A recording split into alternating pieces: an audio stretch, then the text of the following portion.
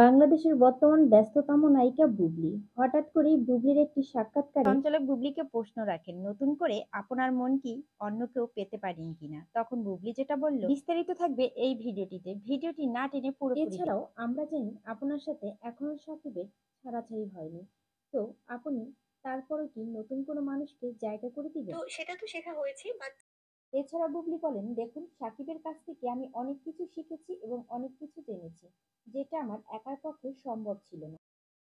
এরপরে সঞ্চালক বুবলিকে আবারও প্রশ্ন করলেন, যখন প্রথম সিনেমা বজগিরি হয় তখন আপনার পারিশ্রমিকটা কত ছিল এবং বর্তমান সময়ে আপনার পারিশ্রমিকটা কত?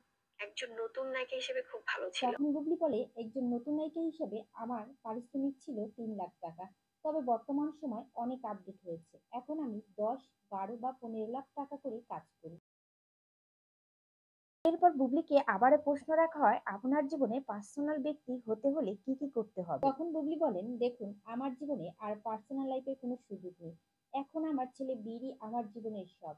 এছাড়া বুবলী বলেন, দেখুন অনেকের মতো আমার মন পেতে হলে এটা সেটা করতে হবে, এরকম আমার কোনো বাধা নির্দেশ নেই।